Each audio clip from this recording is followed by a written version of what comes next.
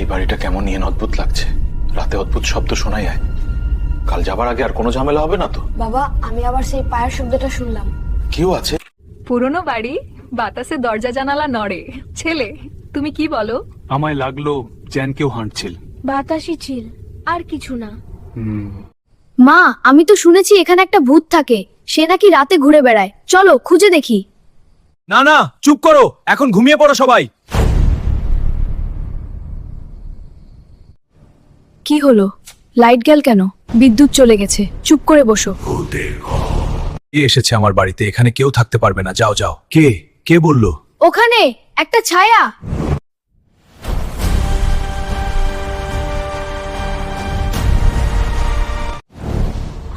আমি এই বাড়ির পুরনো মালিক। তোমরা আমার শান্তি নষ্ট করেছো। চলে যাও, না হলে। তুমি কে? কেন এখানে? বলো তোমার গল্প। আমাকে মেরে ফেলা হয়েছে এখানে। আমার ধন খুঁজে পাওনি? যাও, না হলে তোমাদেরও। এটা তো আমার বন্ধু রাহুল মেকআপ করে ভয় দেখাচ্ছে।